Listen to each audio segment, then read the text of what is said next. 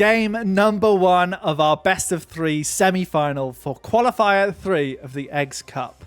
And we have 2 phenomenal teams facing off once again in the semi-finals. Please buff Illidan versus Watchparty. Luca, if you could flip a coin and it told us which way this match was going to go, I almost wouldn't believe you either way. Yeah, it's going to be really close. Something that's worth noting, the loser here only walks away with 3 points, which, if I'm understanding correctly, is not enough for top 6. And Please Buff Illidan haven't turned up to previous qualifiers, so they need a big result here if they're going to play for the coveted Egg Cups on Saturday. Whereas Watchparty have already got a lot of points under their belt. Adding 3 for a loss here onto the 8 from their final last round is definitely going to secure them a safe finish. Yeah, just 3 points. You're absolutely right. It won't get them into that top 6. You know, there are KD Eggents who are going to be on 4 points after being knocked out in the best of 8. Team Liquid Metal definitely are ahead of them. So yeah, there's a lot of teams here that are struggling. Norway equally up there. So yeah, Please Buff Illidan, you're right. They need to go all the way if they want to make it to those grand finals on Saturday. Is 5 enough? I don't know if I have. I think 5 is enough because KD Agents will be on 4. So.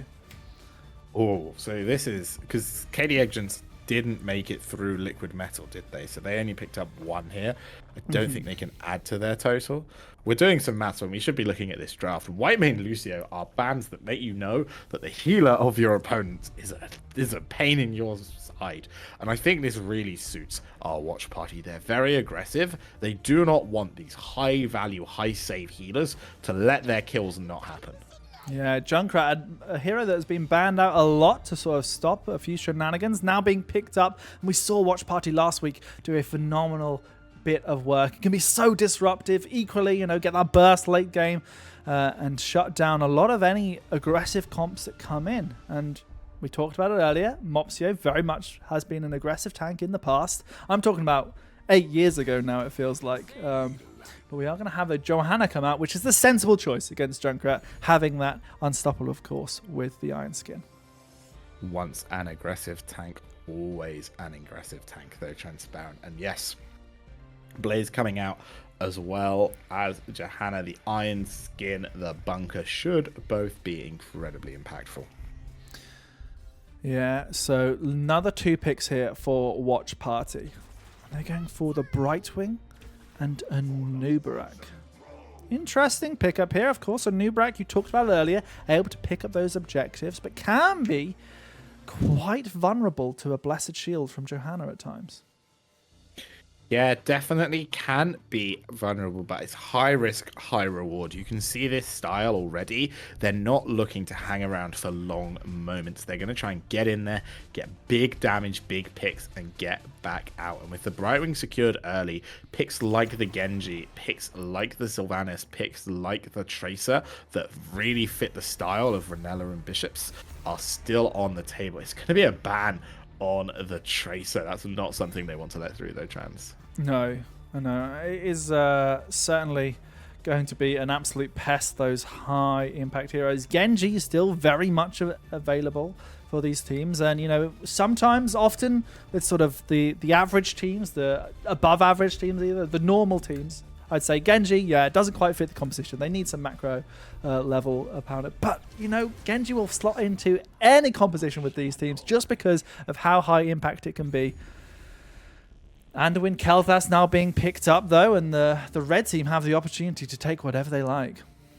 Yeah, Anduin Kel'Thas means that a lot of CC, they're just trying to make diving them scary right now. They've got they've got a shield to start with, Blaze stun to follow, a potential triple stun from Kel'Thas and the Anduin. They aren't showing what their big follow-up damage is going to be, though, yet. And it's going to be Leoric Falstad that they're playing into, so a much more passive Watchparty than we've seen so far, looking to be aggressive through the front line and then have strong follow-up instead of aggressive dive. We have seen this Falstad being banned out against Bishops in the past, so it's nice to see it come through, but Greymane is here from the blue team, and that blue team looks so deadly compared to what the red team have. Yeah, definitely there's going to be a lot of potential damage if any of the CC does connect. But Brightwing can polymorph the Greymane out. There is Gust to try and get him off of the targets. It's going to be quite closely fought in fights. Both the Junkrat and the Celtic Greymane adding a lot of camp damage and pressure there. But the Falstad might be a little bit of a macro advantage.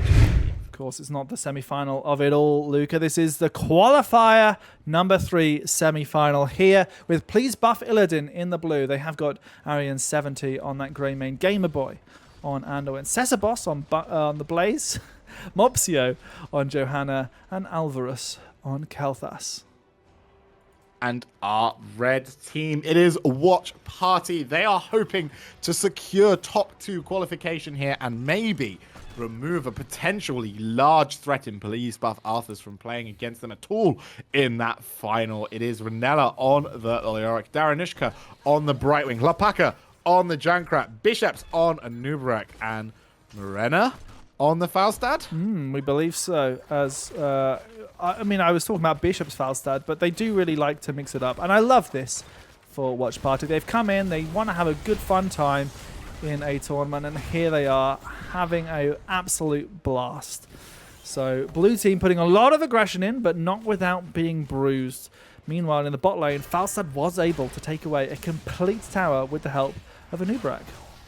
Yeah, nice little macro rotation there from Bishops and Morena, just making it really difficult, as it looks like Kel'Thas might be in danger. Unfortunately, the stun stopped Alvarez from making the mistake, and the careful little step back did save him. Only really a grip test, probably wouldn't have got the kill either way, but having the grip still up afterwards is fantastic for them. So still nice to be able to step that as the camps come down, and Junkrat is going to be a little bit slower on it, but Bishops is trying to make some noise.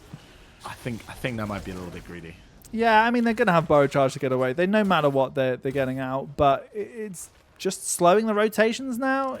Equally, you know, the red team, they are picking up the siege camp now, not without Hoplaka losing a lot of their life, but as a Junkrat, you don't have a lot of life to begin with. So all in all, it's going to start evening out, and I just think it was a bit of a non-play. Yeah, trying to buy a little bit of time, right? Poking your head in. Any disruption you can get is good disruption at a high level like this. Unfortunately for the red team, they weren't able to get the camp done before their opponent's camp was crashing, so their wall did take some damage here. That's the margin that you're always looking for in these cases. You want your camps to clash as away from your wall. Not necessarily so far away that it's not damaging it, but certainly not touching it. It's a finely balanced line. This is going to mean the blue team can now always try and take their camp a little bit earlier because their first one was taken, so the red team might try and find some answer to that, as Mopsio is rotating in on the Falstad, and Falstad says, Johanna, couldn't care less, I'm killing towers, mate. Yeah. Mopsio, though, has still got the Iron Skin, but does need to make sure that he's got a frame to push the button. Just playing with our hearts a little bit there, Trans. Yeah, really well done here. And I mean, that is going to be a hallmark of what this game is going to be like. It's going to be all about the living on the edge. We're seeing Bishops play around with it by invading, even burrowing onto here. The Falstad comes in, Bribing as well to get the polymorph, stops any healing, and First Blood goes over to our red team in this best of 3 series. Never believe the Anubarak is alone. Double global coming in there meant that Bishops went from messing around with an Anduin to murdering him on sight. A lovely, clever first blood earned here by our red team. But now they are going to try and push in this bottom fort. Mopsio's Iron Skin is gone. Junkrat might have booped them a little bit safer than they wanted to. 2 health there for a second, as Mopsio is now going to buy loads of time. But I do not think the Johanna will have a meaningful way out here, as Falstad is all over them. However, they did buy enough time to save the fort, Transparent. Yeah, crucially pulling away Falstad, who was happily auto-attacking structures as long as they could. And yeah, I mean, 2 health and a dream. That's all you really need sometimes to make space and save a fort. Gamer Boy here falling very low themselves, now attacked by beetles, able to heal themselves up with a little bit of help from Kel'Thas and Greymane. But every time this blue team rotates away to the mid lane, maybe looking at Leoric and Junkrat, the red team are just going to be pushing in that bot lane. We can't pan over to just yet, as the damage is coming out from Junkrat as everyone grouped up. Bishop's doing a phenomenal stun, and that rotation onto Leoric has turned into 2 heroes going down for the side of the blue team. Yeah, please path Illidan a little bit overextended there. A fantastic counter engage coming out from Bishops is going to mean that they are going to fall, and Bishops is going to try and get this objective camp going. Like we discussed, Nubrak can do it all by themselves, which is nice as a sneak, but it also means your assassins can go macro whilst you start the objective, and that means any picks you get can be so much more impactful than otherwise. We do see some compensation. Greymane getting a little bit of prio in that top lane, but he is about to rotate into a little bit of an aggressive choke. Can they get anything in return here, though, on Renella? Falling low, the Leoric is going to try and run away to safety. Does pass the bomb. A very aggressive fly from Falstad on top of that Kel'Thas. He is going to have to roll away in the end here, as it looks like a Nubrak bit off more than he could chew. Transparent. Can they get more? Blaze finding that Brightwing. A nice boop is going to clear out some space, but not enough, as Greymane, oh no, is going down. They've turned the fight. Out in comes the Blaze stun, desperately looking for the Falstad, but Morena is too untouchable. Mopsio on 1,000 shield and 80 health is going to need to be gripped out of the fight. Blaze trying desperately to get a little bit more, and it looks like Leoric will go down here. But when it all clears up, the red team looking like they were going to get in a lot more trouble than they did, whilst this mid fort is under siege from the camp. Yeah, blue team here really playing a lot with their resources of health. But without level 10, they are now in danger. Renella will pick it up, and they do have that Entomb. They're looking to go onto Cesarboss while Renella distracts the Anduin. And that Entomb is going to last for long enough that the Cocoon either comes out from Bishops. However, no one's going for the objective. No one's really coming for Anduin here either. As the stun comes out, Leoric and Anubrak are able to mop up that Prince. Foolish misunderstanding, Chance. Assassins are for macro whilst tanks get kills. That is their purpose. As look at Greymane in the bot lane. He's thinking really hard about level 10, going for the throat and just taking out the Falstad. But oh no, Bishops has caught him thinking it's going to be a bullet in the end. Can Arian get any more? It looks like the answer is no. But this is going to give them a platform to try and hold their fort to begin with. I think Bullet is the right choice here. You know, even if you're going for Leoric and Anubrak, just putting a decent chunk into the health bar when you've got Johanna and Kel'Thas as your main four-man rotation with you, you're not really going to be getting that damage onto Falstad unless you come from a complete flank with everybody on the team.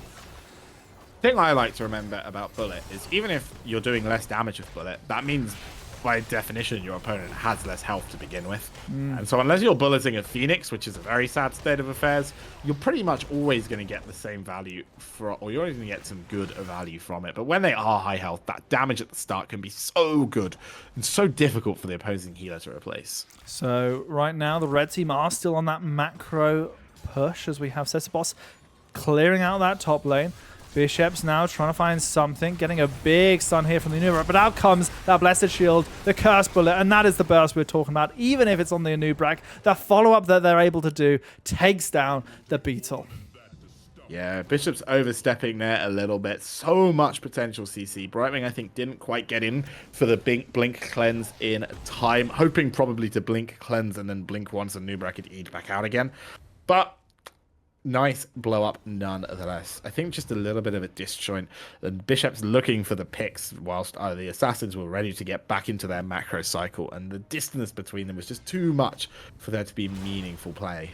So blue team now looking at this bottom boss. Meanwhile, Morenas is here and probably is aware. They don't want to check it. It's one of the fallacies that I think a lot of low-level players do, or people who just, you know, they think, oh, I think they're doing the boss. I need to check that they're doing the boss. But if you know they're doing the boss, unless you have your whole team with you, you shouldn't be poking around here. So Morenas very carefully being behind the gate, knowing that there are 4 members essentially in those bushes. Now we'll have to clear out this bot lane boss.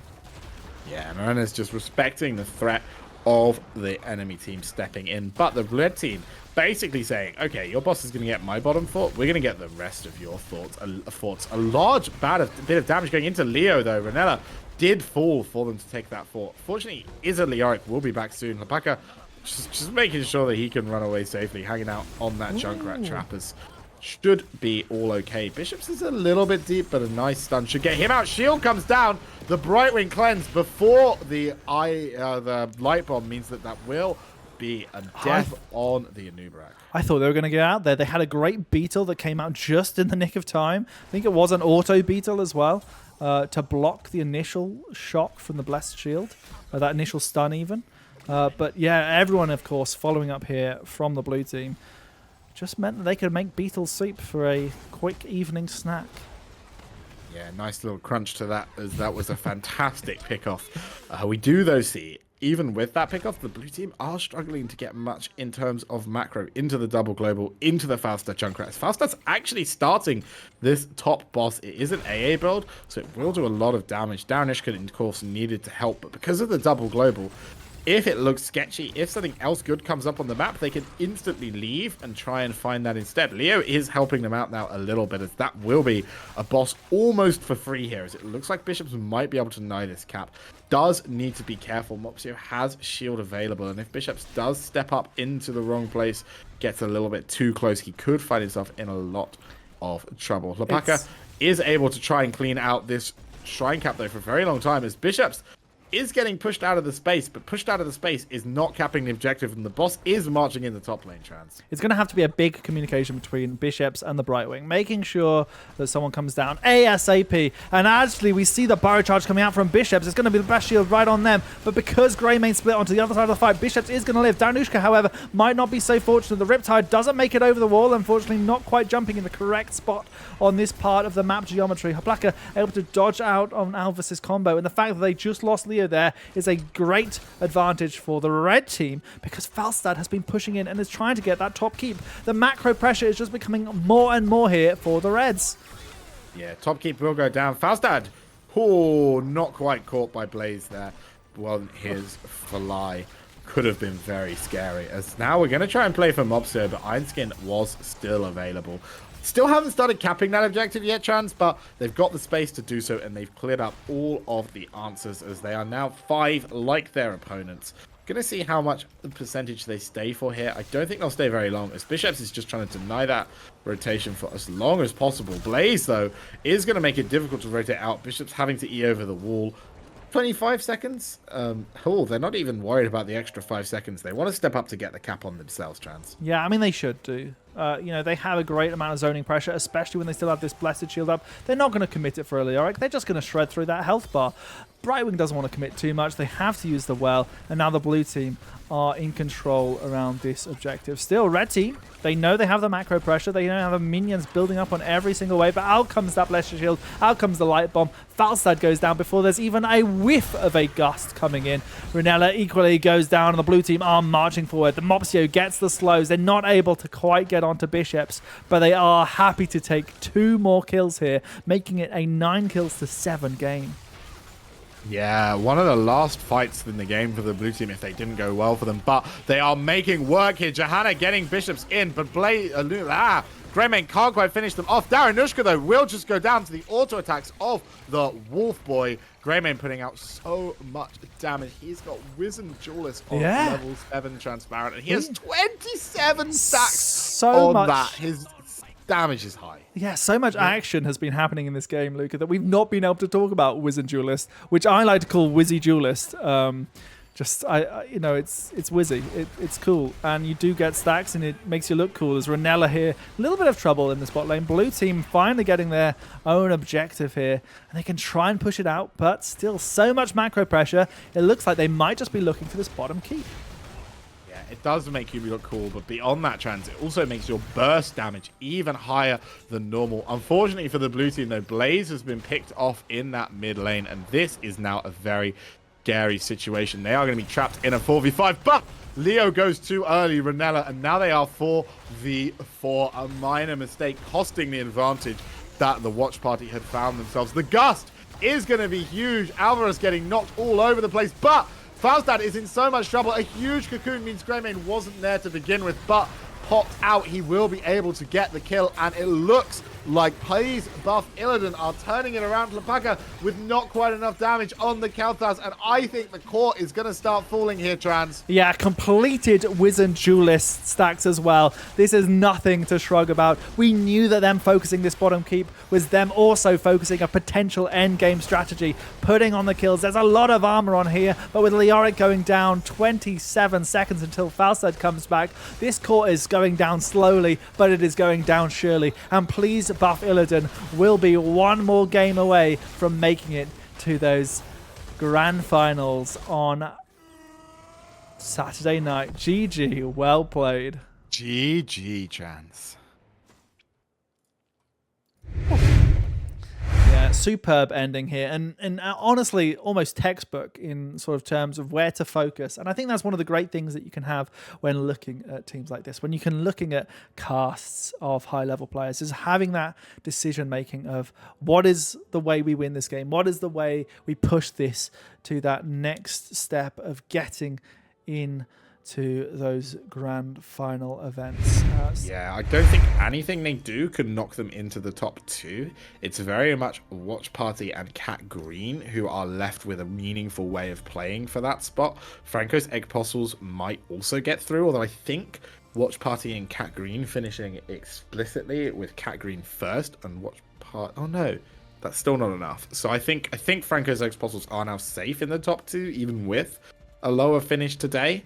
14 points does look unassailable, but definitely Watchparty are not going to want to have to play through a lower bracket. They're going to want to take that Franco's Egg Apostles match on Saturday, hopefully win it, and then be one game away from the Egg Cups. So they need to try and secure themselves 5 points here and be out of range of Team Cat Green. If they win it all tonight, they would pick up those 8 points, and that would sneak out Watchparty if they lost here. Yeah, so we see Brightwing banned away and Hanzo banned away. Now that Brightwing first ban usually means they want something a little spicy. They either want that Tracer or they want the Genji, just sort of scot-free. Maybe they're just putting a lot of pressure. It's interesting to have a Brightwing first ban, especially when she's not that high rated, like in the general sort of thing. It's just that polymorph that shuts down so many heroes. Johanna being taken out here as well by Please Buff Illidan.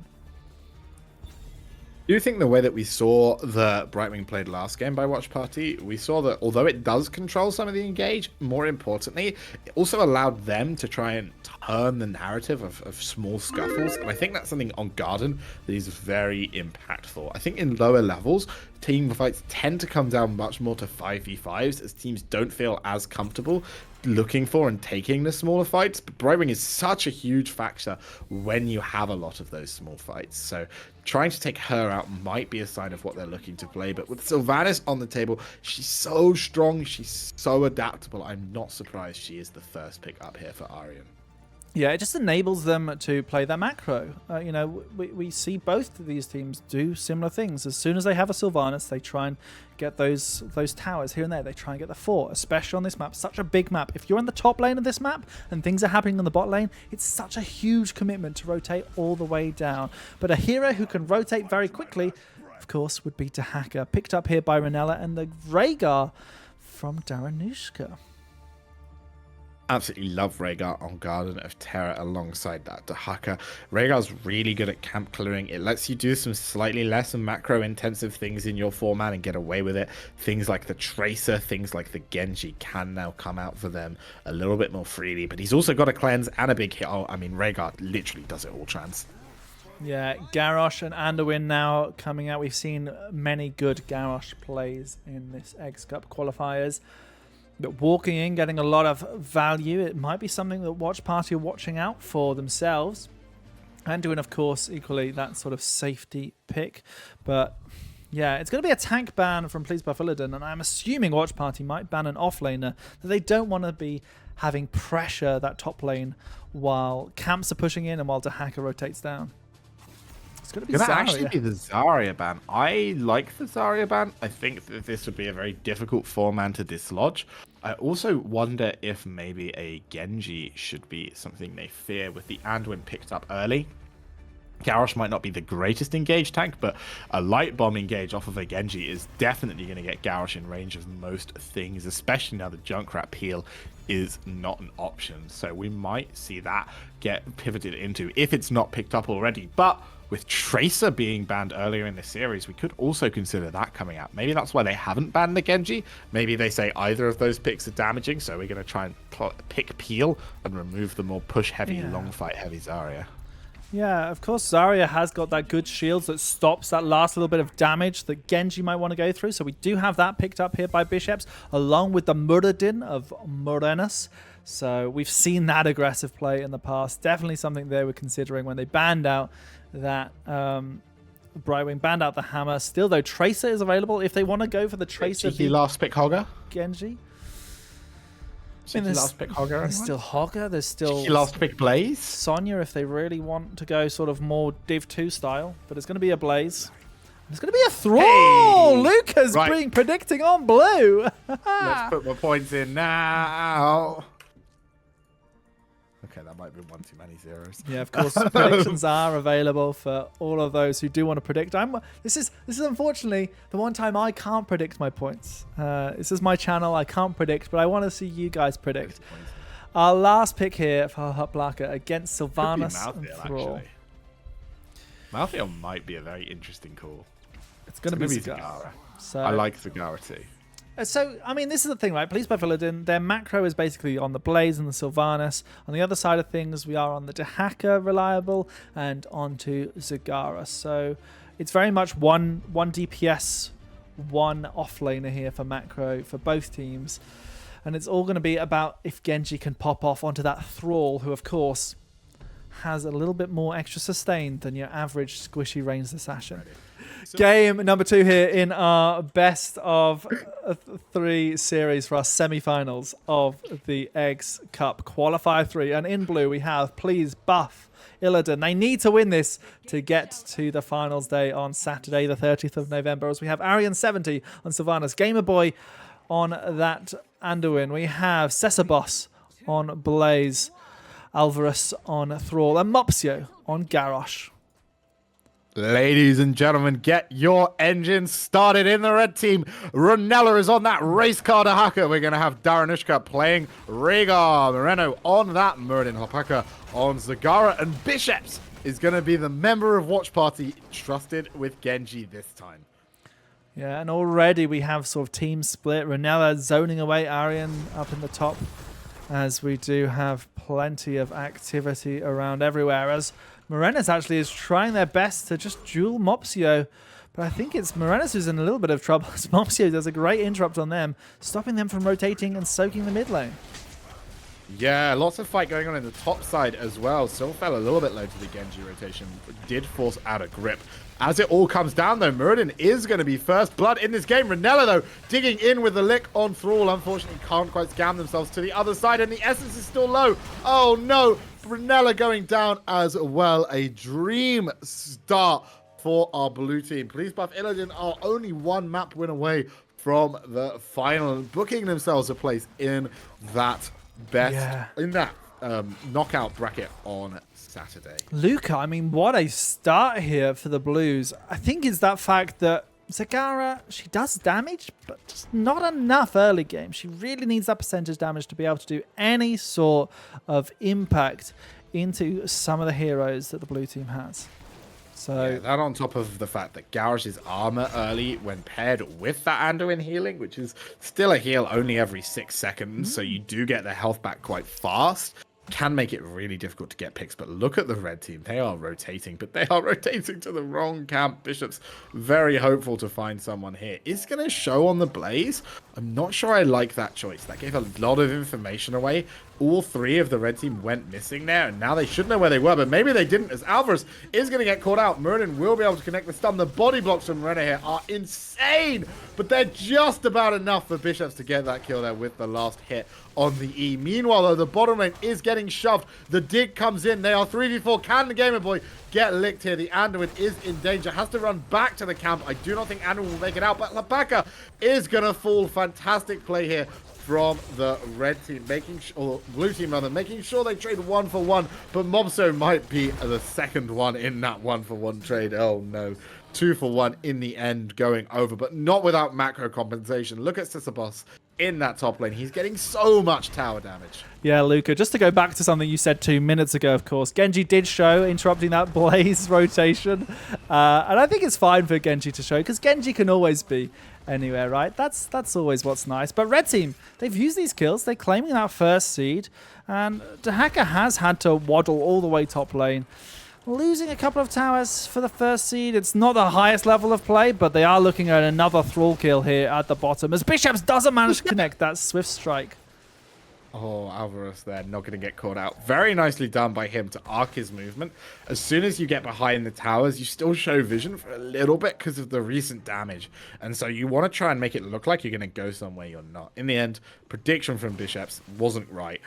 Very much a flip of the crisis. Daranushka's dig in might get punished here. Garish Mopsio with the throw, but unfortunately no follow-up route available here. Top lane though, Luca, as we do have a fight over the Bruiser camp. Sesabos is reluctantly staying on this point for as long as they can. Anduin healing them up. Meanwhile, Morenis is here with the self-sustaining Dahaka and Zagara, but it's going to be a slow fight here as Bishops tries to get that kill against Blaze, does manage it, gives over the camp to the blue team, but without Rhaegar being there, the red team had to retreat and weren't able to really capitalize on what the blue team were doing. Oh, maybe undoing them. Hard work here, though, as they're getting caught out. The Sylvanas D means that 2 go down. Not as safe under the fort as they hoped. That fight took its toll on Watchparty. They were not able to deal with the cleanup effectively. The fort will fall and a level lead in the hands of Please Buff Illidan right now. Yeah, and this is going to be tough here. You know, Watchparty, they need to be trying to think, how can they get back in this game? What is their win condition? Is there something at level 10? Is it going to be that devouring maw that we have seen some incredible work, especially on this map from the side of Watchparty last week? Yeah, I do think that I was about to say, before it all went to hell, that, you know, they looked like Watchparty had just about scammed the best outcome, getting the kill and leaving right before the 2 members of the blue team rotated up. But even without numbers, the red team got out-fought on that camp, as the bottom lane, Blaze can't connect the stun to try and get Sylv out. Genji holding the E, isn't going to hit it. Is there punish here as Anduin comes in with the heal? Bishops is so low. Sylv gets out. Oh no. This has all gone terribly for the red team. What should have been a nice simple pick on the Sylv, almost going into disaster trans. A desperate prayer, and a prayer indeed is what Arian needed. Superb rotation from Gamer Boy. A lot of people don't value that a support has to be so good on that map awareness, so good on those rotations, and that is what a high-level support does. They make the rotations, they get there just when they need to, and that is what Gamer Boy did here. Really nicely done here by the blue team to be able to get Arian out, and then even not use their leap of faith until Blaze absolutely needed it. So they've got the level 10 advantage, 5 kills to 4, but they are in the lead level-wise. However, objectives have all been red team. Yeah, red team do have a lead on the objectives. It has costed them their top fort, though, and they should lose this bottom one as Mopsio gets found in a bush. Level 9.5, the red team are running for the hills. That is a very scary Garrosh, but the rotation is in. They're so close to their 10s, but they can't go into this camp not without 10s. Certainly not without 10 numbers. Seabass might get caught out here a little bit, but it looks like Renella isn't going to be able to find the engage. As another fort is in danger right now here. Chance the throw onto Rhaegar, the taunt. Oh no! Critical failure right as the 10s come in. This might be an objective as well. Thrall just getting chucked over the wall like something to throw away by Mopsio there. Nice little into the fray by him. Never heard any out of the fray abilities. And that is double fort, but more importantly, an objective might be coming down here as well, Trans. Well, you say that. It's not, you know, it's coming down for the red team are the ones who have the objective potentially. I got my numbers wrong. As we have the blue team focusing constantly on this bottom keep. We saw it in game number 1. We're seeing it now in game number 2. They have the push. They have a huge minion wave. They have Sylvanas. And minions are a big amount of siege damage. Still, a lot of them have been devoured now by the Maw. We see Muradin go in with Dahaka right in the back line. Bishop's trying to find that angle, but this bunker preventing anyone from really doing anything as Muradin, doesn't quite get the ancestral healing. You could have believed it if you told me, as X-Strike does come out. It's great, but the taunt from Mopsio, still absolutely a taunt believer on this Garrosh. A great route from Avernus, and the blue team may well just end the game now. It's 20 seconds until the DPS are up. Minions are still here. They are still pushing in, and the rest of the blue team are now focusing the core. I think a clinic being put on here on the weakness of Genji Zagara. Once that camp went up, the red team ran it down, but Sylph is going to fall here, and I think the blue team are not going to be ending anymore. I think they're going to try and get damage on the core while they can, but whoever is able to get out will, as a really nice play in the end, means that the game will continue. Watchparty might even be able to go onto the objective right now, as Thrall is getting played with, but watch how Morena is not killing the Thrall quickly, letting that stagger happen, putting almost 20 seconds, more than, between Sylvanas and Thrall, buying them more time to do what they want on the map. And here is the real kicker. The red team can now get the objective. Sure, it ain't going to get much bot lane, but top lane and mid lane have been consistently pushed out. It doesn't really matter here about bot. They just want to get as much pressure as they can elsewhere. Thrall not being here for another 6 seconds, and that's 6 seconds where an assassin isn't going to be putting damage on these Garden Terrors. Yeah, they need to start making stuff happen here. The momentum is going to be difficult to build. They do have the advantage that Zagara can try and look after that lane, but oh no, Lapaka is going to get engaged on the Maw. Not perfect. He will go down on that Zagara. A stun is going to save the 3-man in the mid lane, but they have to leave. The blue team are coming, and this is not nearly enough compensation for the keep that they lost, Trans. No, this objective, it's wailing around. It's sort of what happens with Garden of Terror. It either gets all 3 forts or it gets no forts. It's a weird thing. It's a very weird thing. And yeah, the blue team doing a phenomenal job here, prioritizing defense in the right locations, getting that Zagara kill as well. Really did stop a lot of the pressure, though Moranis has gone in onto the Garrosh. Bishops as well, with that Shuriken on level 13, is able to put a decent amount of damage onto the hefty target, even being Garrosh. Still, Light Bomb able to peel away for Sylvanas, but a silence onto the Garrosh means that they finally go down. X-Strike now coming out onto the squishies. Game Boy is going to be in a lot of danger. Aaron as well, equally, but Moranis not able to find the stun just yet, as they do escape. It's a crucial 2 kills here, though, for Watchparty as they fight for this qualifier life. Yeah, they really, really want to secure that top 2. Make sure they cannot be caught and that they will go in that upper side. And also, they want to try and get Please Buff Illidan out in this best of 3, right? They've got a life here, but Please Buff Illidan cannot afford a loss if they want to earn themselves some egg cups. We're seeing them play very aggressively, consistently, and although it does look a little bit like Please Buff Illidan have their number today, it's very, very close. I wouldn't be surprised if we see another game coming down to what looks like a single decision in that late game. Obviously, Please Buff Illidan do have the macro lead right now, but 16s are going to give them a nice engage here onto Muradin. Oh, the root catching the jump. Alvarez going to absolutely end Muradin there. Fantastically done. And they have to be careful. They have to just let that Muradin death be it. Genji and Dahaka might have to get out here. Equally, Daranushka on this Rhaegar needs to run for their little doggy life, as if you lose more than one member, you might be in a lot of trouble. Mopsio ready to zone away, going for a big rotation here to catch Bishops if they try to Swift Strike under the fort. But a good play from Bishops meant that they are safe for the time being. Level 16 here for both teams, and finally that percentage damage is here for Zagara. Yeah, blue team are just going to try and get the pressure in the bot lane as big as possible now, and I like this. They're not in a rush, right? The macro is on their side. The objective doesn't do anything for ages. They want to try and move around, force someone bottom, and then use Sylph to collapse on buildings when they know someone is soaking in that off lane. Mopsio almost catches Muradin here with the Q. Won't quite be able to get it, but look at the rotation. They don't care about the objective. They are sharking for the players, trying to cut the position off, and they have split Bishops from his team. He's just about able to run But if he's using his buttons to run away, he will not be able to interrupt you. I mean, the blue team, they haven't shown interest in the objective for all game, and they are only doing it now because there's nothing better to do. You know, they're much more happy to try and find a pick-off, try and find a kill if they think it's appropriate, because they have the opportunity to end the game at any moment where they get 1 kill, maybe 2, maybe 3. They can then look at pushing on that core that is completely exposed in the bot lane. Yeah, not all kills are enough, but if they do pick up something like the Zagara, it might be that they're able to play for it. They're going to try and look at this thrall. Garrosh does have the ability to throw out for now. Muradin holding off on the stun. Dahaka digs, but it's a little bit late.